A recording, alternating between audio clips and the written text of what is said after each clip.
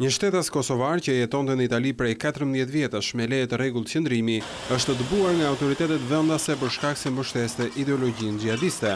31 vjeçari Mevait Kokora jetonte në Udine, por me urdhër të Ministrisë së Brendshme ai është dëbuar nga policia dhe nuk do të lejohet të kthehet në Itali për 10 vitet e ardhshme.